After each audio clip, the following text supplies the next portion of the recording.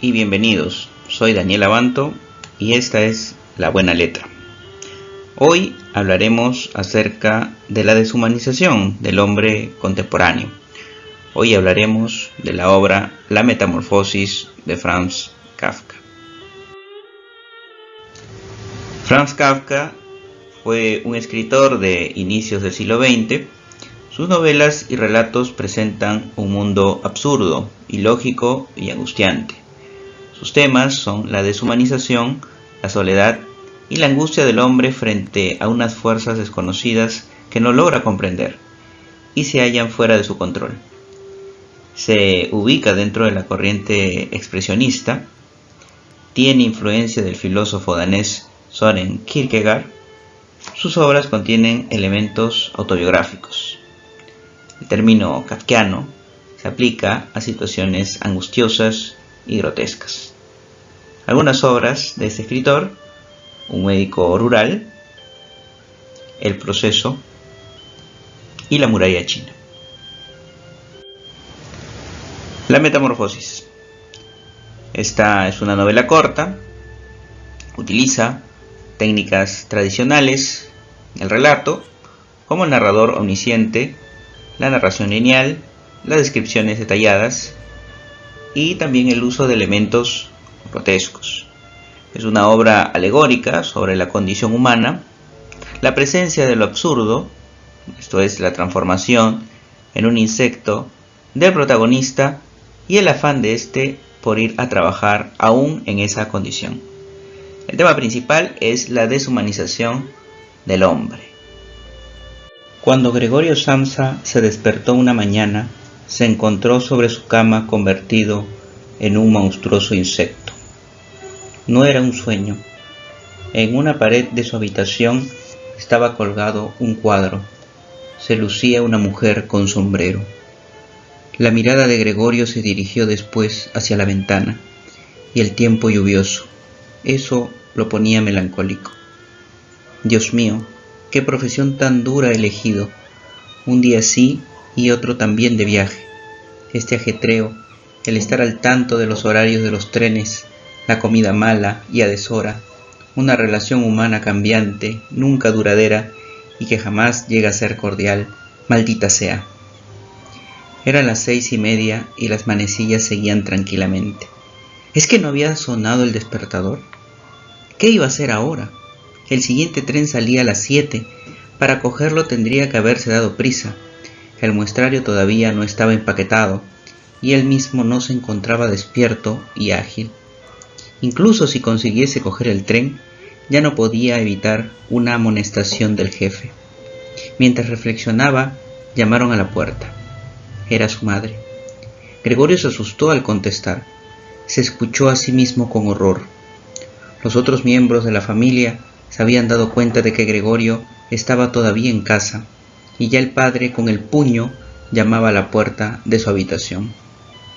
Antes de que den las 7:15, tengo que haber salido de la cama. Por lo demás, para entonces, habrá venido alguien del almacén a preguntar por mí, porque el almacén se abre antes de las 7. En ese momento sonó el timbre de la puerta de la calle. Seguro que es alguien del almacén, se dijo, y casi se quedó petrificado mientras sus patitas bailaban aún más deprisa. Durante un momento todo permaneció en silencio. Quería de verdad abrir la puerta, dejarse ver y hablar con el apoderado. Estaba deseoso de saber lo que los otros que tanto deseaban verle dirían ante su presencia. Gregorio se acercó lentamente a la puerta con la ayuda de la silla. Ahí la soltó, se arrojó contra la puerta, se mantuvo erguido sobre ella. Las callosidades de sus patitas estaban provistas de una sustancia pegajosa, y descansó allí durante un momento del esfuerzo realizado. Comenzó a girar con la boca la llave que estaba dentro de la cerradura. Por desgracia, no parecía tener dientes propiamente dichos. ¿Con qué iba a agarrar la llave? Pero por el contrario, las mandíbulas eran, desde luego, poderosas. Con su ayuda puso la llave efectivamente y en movimiento, y no se daba cuenta de que sin duda se estaba causando algún daño, porque un líquido parduzco le salía de la boca, chorreaba por la llave y goteaba hasta el suelo. Finalmente logró abrir la puerta. El padre cerró el puño con expresión amenazadora, como si quisiera empujar de nuevo a Gregorio a su habitación. Bueno, dijo Gregorio, y era completamente consciente de que era el único que había conservado la tranquilidad. Me vestiré, empaquetaré el muestrario y saldré de viaje. ¿Quieren dejarme marchar? Pero el apoderado ya se había dado la vuelta a las primeras palabras de Gregorio. Al verlo, la madre gritó, huyó y cayó en los brazos del padre, que corría a su encuentro. Finalmente no le quedó a Gregorio otra salida, y mirando con temor a su padre de reojo, comenzó a darse la vuelta con la mayor rapidez posible, pero en realidad con una gran lentitud. Entonces el padre le dio por detrás un fuerte empujón y Gregorio penetró en su habitación, sangrando con intensidad. La puerta fue cerrada con el bastón y a continuación se hizo por fin el silencio. Hasta la caída de la tarde no se despertó de su profundo sueño. Su costado izquierdo parecía una única y larga cicatriz que le daba desagradables tirones y le obligaba realmente a cojear con sus 2 filas de patas.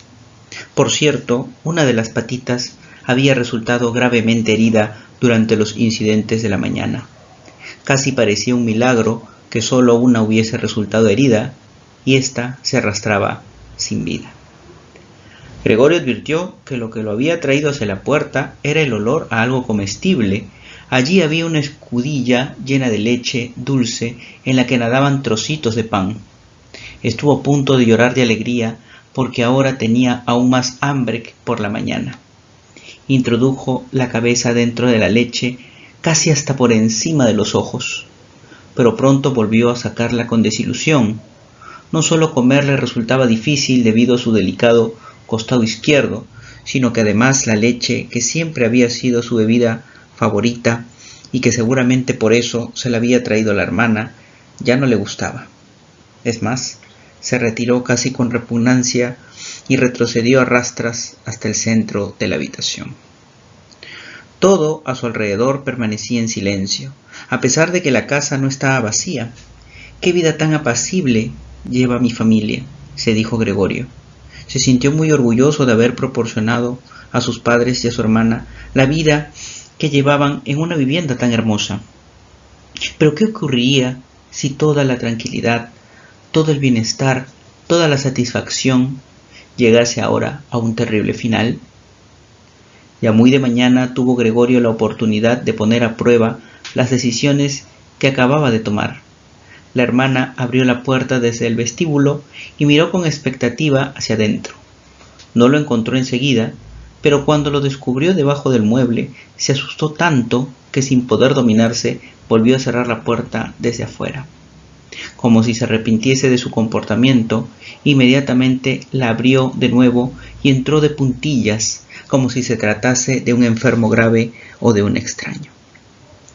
La hermana reparó con sorpresa en que la escudilla llena, a cuyo alrededor se había vertido un poco de leche, la levantó del suelo, aunque no lo hizo directamente con las manos, sino con un trapo, y se lo llevó.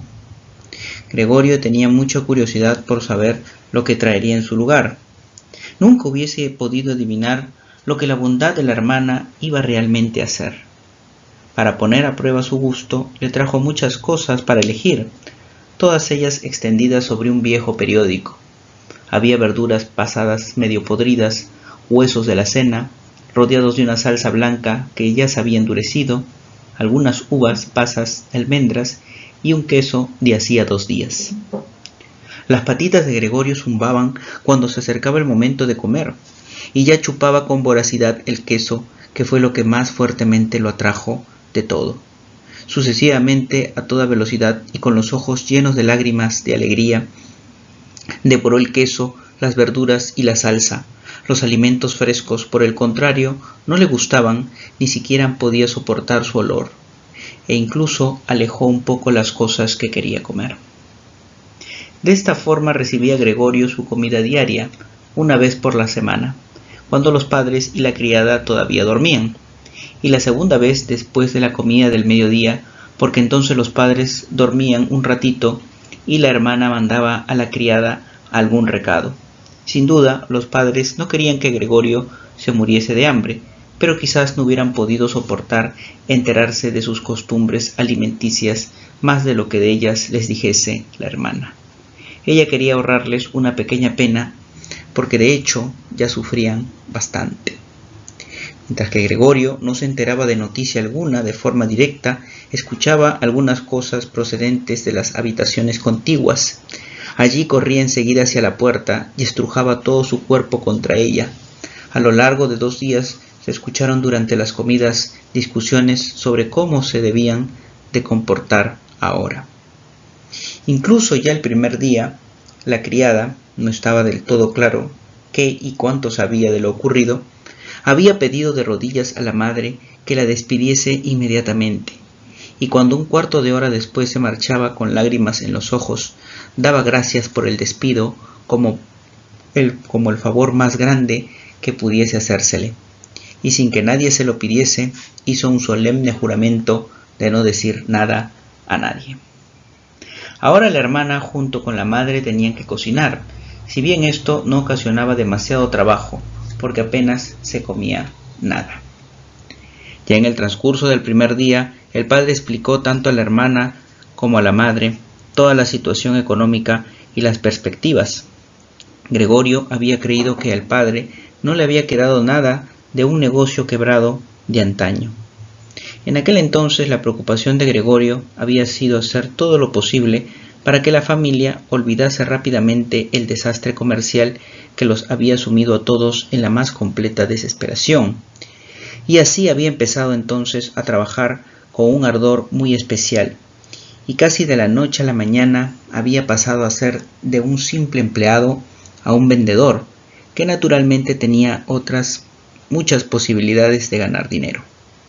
Habían sido buenos tiempos, y después nunca se habían repetido, al menos con ese esplendor, a pesar de que Gregorio después ganaba tanto dinero que estaba en situación de cargar con todos los gastos de la familia.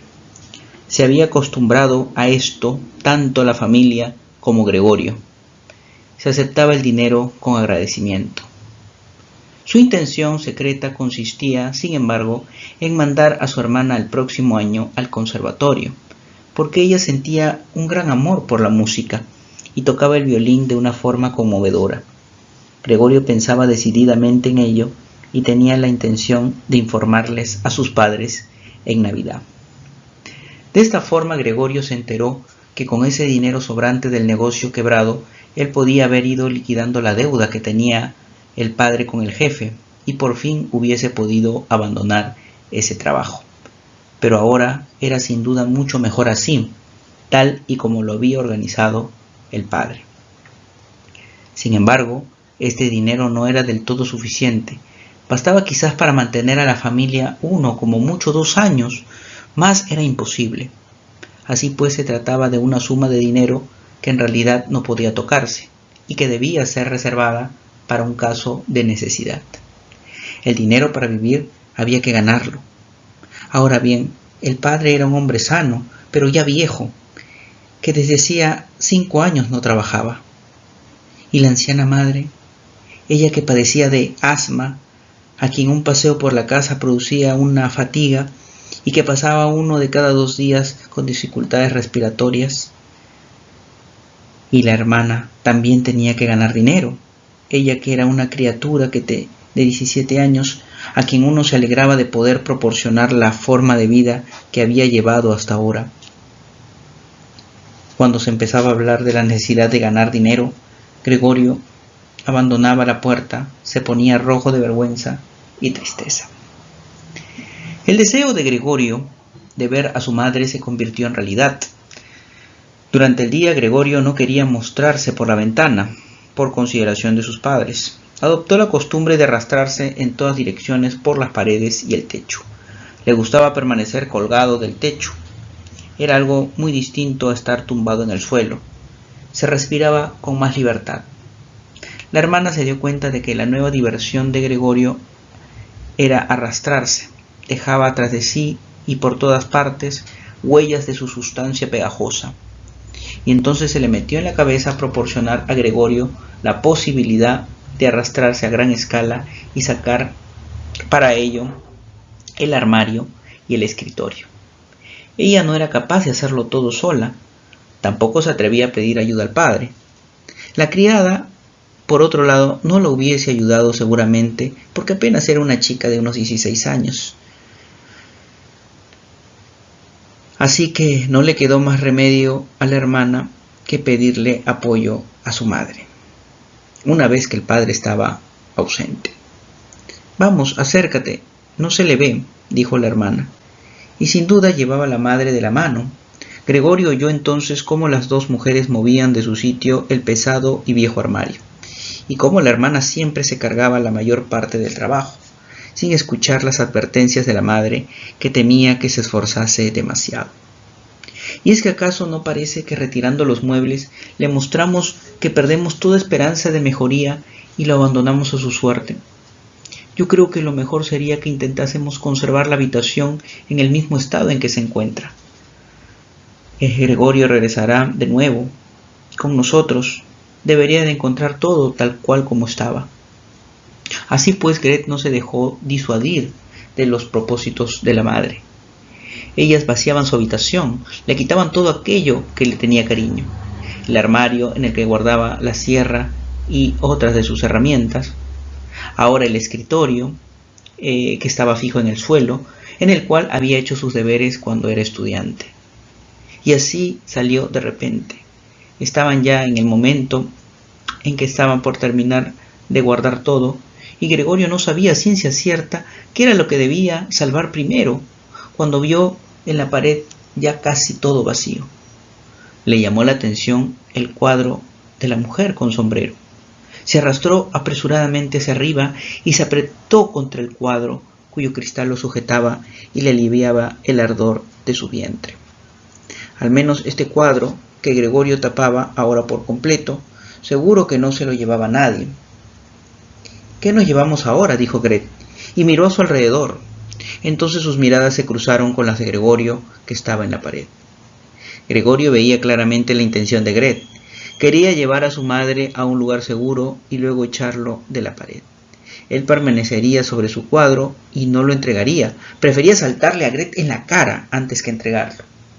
Pero justamente las palabras de Gret inquietaron a la madre, quien se echó a un lado y vio la gigantesca mancha parduzca sobre el papel pintado de flores, y antes de darse realmente cuenta de aquello que veía, gritó con voz ronca y estridente. «¡Cuidado, Gregorio!», gritó la hermana, levantando el puño con una mirada penetrante. Desde la metamorfosis eran estas las primeras palabras que le dirigía directamente. Corrió a la habitación contigua para buscar alguna esencia que pudiese despertar a la desmayada madre. Gregorio también quería ayudar. Había tiempo más que suficiente para salvar el cuadro, pero estaba pegado al cristal y tuvo que desprenderse con fuerza. Luego corrió también a la habitación de al lado, como si pudiera dar a la hermana algún consejo, como en otros tiempos, pero tuvo que quedarse detrás de ella sin hacer nada. Cuando Gret volvía entre diversos frascos, se asustó al darse la vuelta, y un frasco se cayó al suelo y se rompió, y un trozo de cristal hirió a Gregorio en la cara. Además, una medicina corrosiva se derramó sobre él. Entonces sonó el timbre. La criada estaba naturalmente encerrada en su cocina, y Gret tenía que ir a abrir. El padre había llegado. «¿Qué ha ocurrido?», fueron sus primeras palabras. «Madre se quedó inconsciente, pero ya está mejor. Gregorio ha escapado». Gregorio se dio cuenta de que el padre había interpretado mal la escueta información de Gret y sospechaba que el insecto había hecho algún uso de un acto violento. Ahora estaba vestido con un rígido uniforme azul con botones, como los que llevaban los ordenanzas de los bancos. Por encima del cuello alto y tieso de la chaqueta sobresalía su gran papada. Por debajo de las pobladas cejas se abrían paso a la mirada despierta y atenta de unos ojos negros. El cabello blanco, que en otro tiempo desgreñado, estaba ahora ordenado en un peinado a raya brillante y exacto. Arrojó su gorra, en la que había bordado un monograma dorado, probablemente el de un banco, sobre el mueble a través de la habitación formando un arco, y se dirigió hacia Gregorio con el rostro colérico. Probablemente ni él mismo sabía lo que iba a hacer. Sin embargo, levantaba los pies a una altura desusada y Gregorio se asombró del tamaño enorme de las suelas de sus botas. Y así corría delante del padre, si el padre se paraba y se apresuraba a seguir hacia adelante con que el padre se moviese. Y así recorrieron varias veces la habitación sin que ocurriese nada decisivo. En ese momento, algo lanzado sin fuerza cayó junto a él y echó a rodar por delante de él. Era una manzana. Luego siguió otra. Gregorio se quedó inmóvil del susto. Seguir corriendo era inútil, porque el padre había decidido bombardearle. Con la fruta procedente del frutero que estaba sobre el aparador, se había llenado los bolsillos y lanzaba manzana tras manzana sin apuntar con exactitud de momento. Estas pequeñas manzanas rojas rodaban por el suelo como electrificadas y chocaban unas con otras. Una manzana lanzada sin fuerza rozó la espalda de Gregorio, pero resbaló sin causarle daños. Sin embargo, otra que la siguió inmediatamente se incrustó en la espalda de Gregorio. Alcanzó a ver cómo la puerta de la habitación se abría de par en par y salía corriendo la madre. Caía sobre su padre y abrazándolo le suplicaba que perdonase la vida de Gregorio. La manzana permaneció incrustada en la carne como recuerdo visible, ya que nadie se atrevía a retirarla. La mayoría de las veces transcurría el tiempo en silencio. El padre no tardaba en dormirse en la silla después de la cena, y la madre y la hermana se recomendaban mutuamente silencio. La madre, inclinada muy por debajo de la luz, cosía ropa fina para un comercio de moda. La hermana, que había aceptado un trabajo como empleada, estudiaba por la noche francés para conseguir quizás más tarde un puesto mejor. ¿Quién en esta familia agotada por el trabajo y rendida de cansancio iba a tener más tiempo del necesario para ocuparse de Gregorio? El presupuesto familiar se reducía cada vez más. La criada también acabó por ser despedida. Llegó entonces una asistenta gigantesca y huesuda, con el pelo blanco y desgreñado. Venía por la mañana y por la noche y hacía el trabajo más pesado. Todo lo demás lo hacía la madre, además de su mucha costura. Ocurrió incluso el caso de que varias joyas de la familia que la madre y la hermana habían lucido entusiasmadas en reuniones y fiestas tuvieron que ser vendidas, según se enteró Gregorio por la noche en una conversación acerca del precio conseguido. Pero el mayor motivo de queja era que no se podían dejar esta casa, que resultaba demasiado grande en las circunstancias presentes y que no sabían cómo se podía trasladar a Gregorio. Todo lo que el mundo exige de la gente pobre lo cumplían ellos hasta la saciedad. El padre iba a buscar el desayuno para el pequeño empleado de banco, la madre se sacrificaba por la ropa de gente extraña, la hermana, a la orden de los clientes, corría de un lado para otro detrás del mostrador, pero las fuerzas de la familia ya no daban para más. Gregorio pasaba las noches y los días casi sin dormir. A veces pensaba que la próxima vez que se abriese la puerta, él se haría cargo de los asuntos de la familia como antes. En su mente aparecieron de nuevo, tiempo después, el jefe y el encargado, 2 o 3 amigos de otros almacenes, una camarera de un hotel de provincias, un recuerdo amado y fugaz, una cajera de una tienda de sombreros, a quien había enamorado, pero con demasiada lentitud. Todos ellos aparecían mezclados con gente extraña o ya olvidada, pero en lugar de ayudarle a él y a su familia, y todos ellos eran inaccesibles. Gregorio se sentía aliviado cuando desaparecían, pero después ya no estaba de humor para preocuparse por su familia, solamente sentía rabia por el mal cuidado del cual era objeto. Franjas de suciedad se extendían por las paredes de su habitación, por todas partes había polvo y suciedad. Pero incluso si la hermana, agotada por su trabajo, estaba ya harta de cuidar de Gregorio como antes, tampoco la madre tenía que sustituirla, y no era necesario que Gregorio hubiese sido abandonado, porque para eso estaba la asistenta. Esa vieja viuda, que en su larga vida debía haber superado lo peor, con ayuda de su fuerte constitución, No sentía repugnancia alguna por Gregorio. Sin sentir verdadera curiosidad, una vez había abierto por casualidad la puerta de la habitación de Gregorio, y al verle se quedó parada, asombrada, con los brazos cruzados, mientras éste, sorprendido, y a pesar de que nadie le perseguía, comenzó a correr de un lado a otro. Al principio le llamaba hacia ella con palabras que probablemente consideraba amables, como «Ven aquí, viejo escarabajo pelotero», o «Miren al viejo escarabajo pelotero». Gregorio no contestaba nada a tales llamadas, sino que permanecía inmóvil en su sitio, como si la puerta no hubiese sido abierta. Gregorio ya no comía casi nada, solo si pasaba por casualidad al lado de la comida, tomaba un bocado para jugar con él en la boca, y lo mantenía allí horas y horas, y la mayoría de las veces acababa por escupirlo. Al principio pensó que lo que se le impedía comer era la tristeza por el estado de su habitación, pero precisamente con los nuevos cambios se acostumbró pronto. Después de un tiempo comenzaron a meter en su habitación cosas que no podían colocar en otro sitio. Una de las habitaciones de la casa había sido alquilada a 3 huéspedes.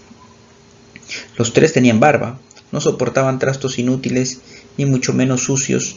Además, habían traído una gran parte de sus propios muebles. Por ese motivo sobraban muchas cosas que no se podían vender, ni tampoco se querían tirar. Todas estas cosas acababan en la habitación de Gregorio. Lo mismo ocurrió con el cubo de la ceniza y el cubo de la basura de la cocina. La asistenta, que siempre tenía mucha prisa, arrojaba simplemente en la habitación de Gregorio todo lo que de momento no servía. La asistenta tenía quizás la intención de recoger de nuevo las cosas cuando hubiese tiempo y oportunidad, o quizás tirarlas todas de una vez, pero lo cierto es que todas se quedaban tiradas en el mismo lugar en que habían caído al arrojarlas. A no ser que Gregorio se moviese por entre los trastos y los pusiese en movimiento, al principio obligado a ello porque no había sitio libre para arrastrarse. La familia comía en la cocina. A pesar de ello, el padre, antes de entrar en esta, ingresaba a la habitación y con una sola reverencia y con la gorra en la mano, daba una vuelta a la mesa. Los huéspedes se levantaban y murmuraban algo. Cuando ya estaban solos, comían casi en absoluto silencio. Precisamente aquella noche, Gregorio no se acordaba de haberlo oído en todo ese tiempo. Se escuchó el violín. Los huéspedes ya habían terminado de cenar. El de en medio había sacado un periódico.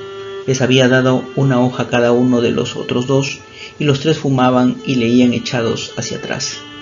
Cuando el violín comenzó a sonar, escucharon con atención, se levantaron y de puntillas fueron hacia la puerta del vestíbulo, en la que permanecieron quietos de pie, apretados unos junto a otros. ¿Les molesta a los señores la música? Inmediatamente puede dejar de tocarse. Al contrario, ¿no desearía la señorita entrar con nosotros y tocar aquí en la habitación, donde es mucho más cómodo y agradable? Los señores regresaron a la habitación y esperaron.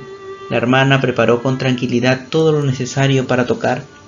Los padres, que nunca antes habían alquilado habitaciones, exageraban en la amabilidad con los huéspedes. La hermana empezó a tocar y Gregorio, atraído por la música, había avanzado un poco hacia adelante y ya tenía la cabeza cerca de la habitación. Por otra parte, nadie le prestaba atención. La familia estaba completamente absorta en la música del violín.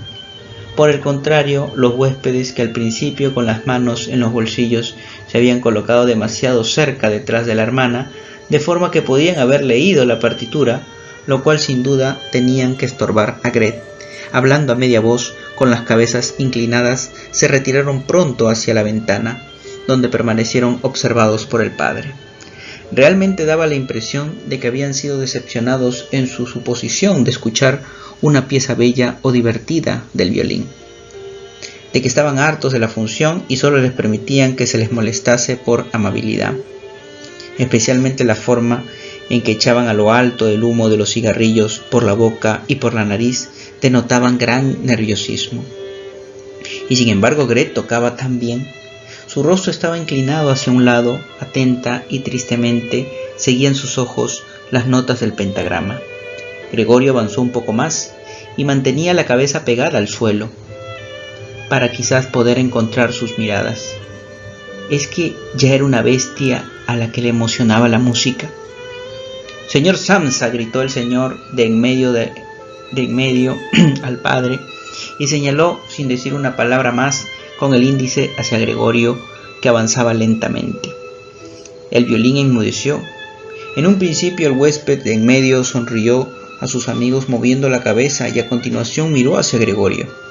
El padre, en lugar de echarlo, consideró más necesario ante todo tranquilizar a los huéspedes, a pesar de que ellos no estaban nerviosos, y en absoluto.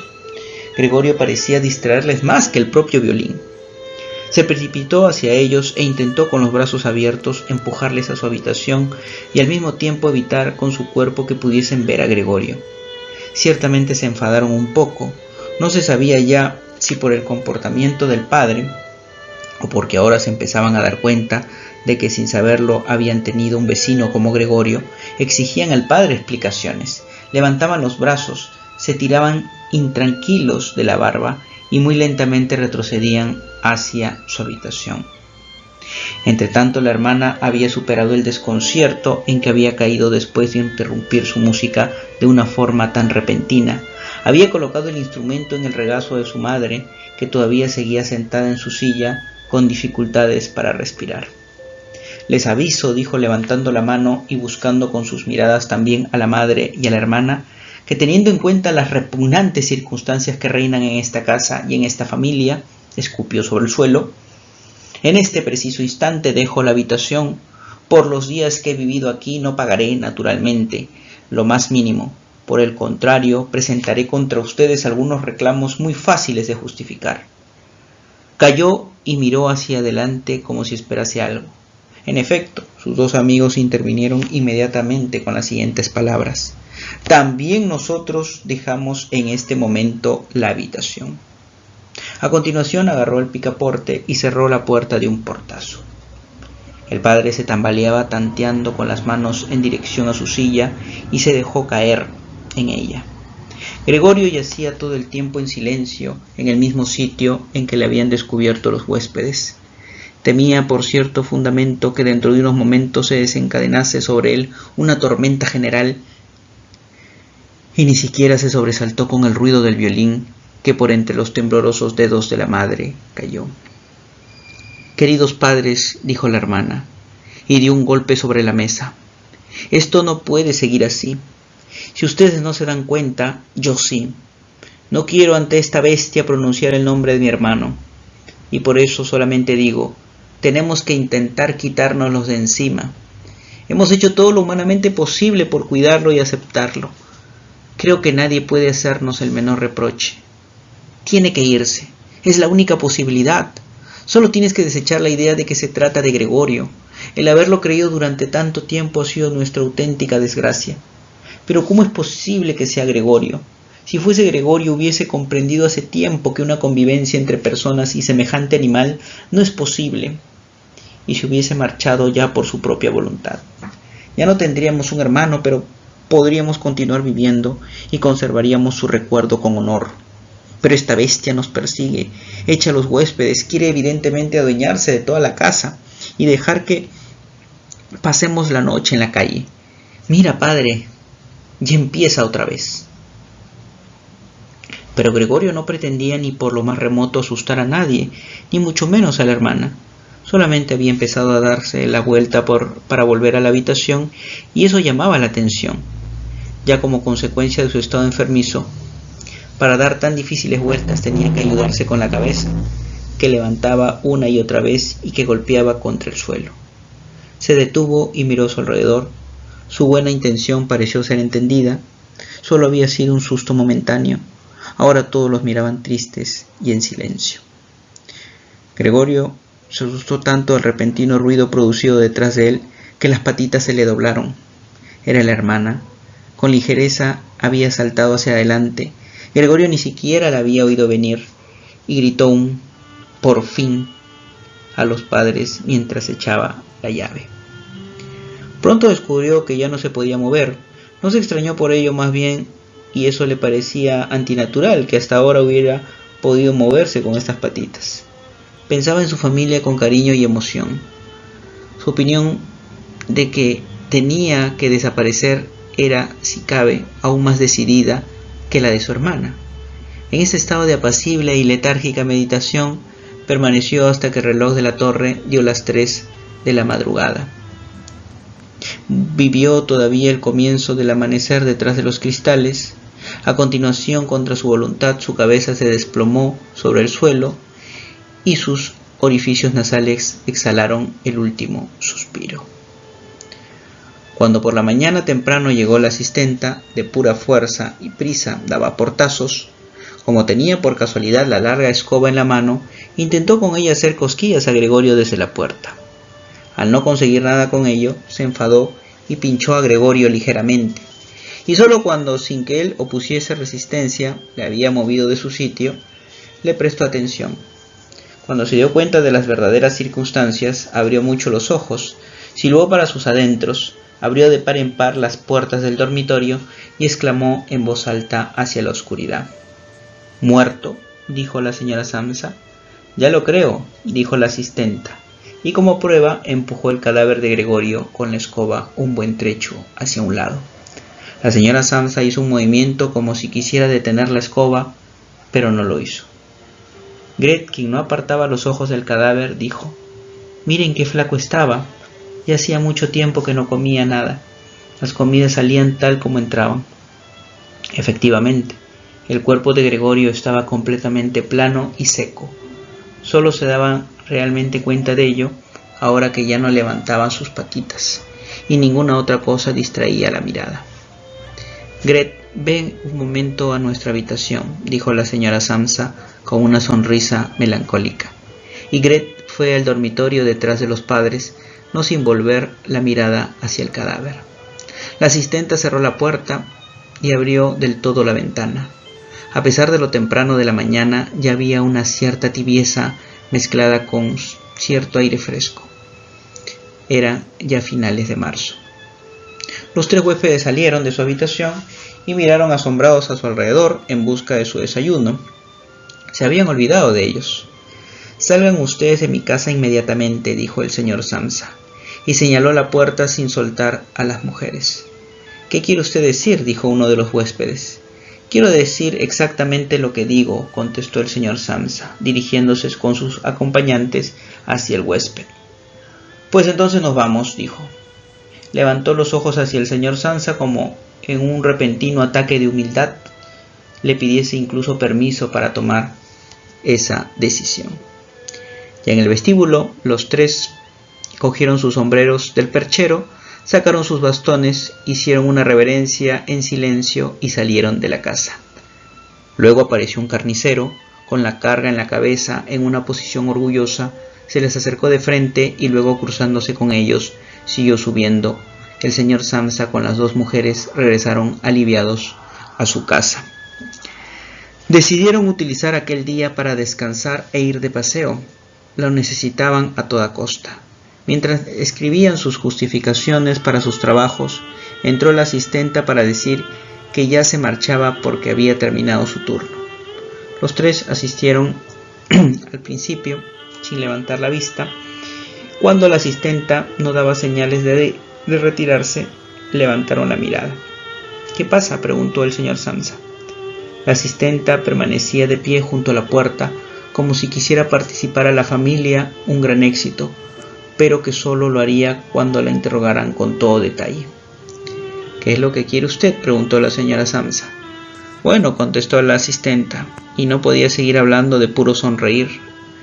«No tienen que preocuparse de cómo deshacerse de la cosa esa de al lado, ya todo está arreglado». La señora Samsa y Gret se inclinaron de nuevo sobre sus cartas, como si quisieran continuar escribiendo. El señor Samsa, que se dio cuenta de que la asistenta quería empezar a contarlo con todo detalle, la rechazó decididamente con la mano extendida. Como no podía contar nada, recordó la gran prisa que tenía y gritó muy ofendida: «¡Adiós!». Se dio la vuelta con rabia y abandonó la casa con un portazo tremendo. «Esta noche la despido», dijo el señor Samsa. Pero no recibió una respuesta ni de su mujer ni de su hija, porque la asistenta parecía haber turbado la tranquilidad apenas recién conseguida. Se levantaron, fueron hacia la ventana y permanecieron allí abrazadas. Después los tres abandonaron la casa juntos, cosa que no habían hecho desde hacía meses, y se marcharon al campo, fuera de la ciudad, en el tranvía. Recostados cómodamente en sus asientos, hablaron de las perspectivas para el futuro y llegaron a la conclusión de que, vistas las cosas más de cerca, no eran malas en absoluto, porque los tres trabajos eran sumamente buenos y especialmente muy prometedores para el futuro. Pero la gran mejoría inmediata de la situación tenía que producirse naturalmente, con más facilidad con un cambio de casa. Ahora querían cambiarse a una casa más pequeña y barata, pero mejor ubicada y sobre todo más práctica. La actual había sido escogida por Gregorio. Mientras hablaban así, el señor Sansa y la señora Sansa se les ocurrió casi al mismo tiempo, al ver a su hija cada vez más animada, que en los últimos tiempos, a pesar de las calamidades que habían hecho palidecer sus mejillas, ella se había convertido en una joven. Entendiéndose casi inconscientemente con las miradas, pensaban que ya llegaba el momento de buscarle un buen marido. Y para ellos fue como una confirmación de sus nuevos sueños y buenas intenciones, cuando al final de su viaje fue la hija quien se levantó primero y estiró su bello cuerpo. Esta fue la historia, la metamorfosis de Franz Kafka. Muchas gracias.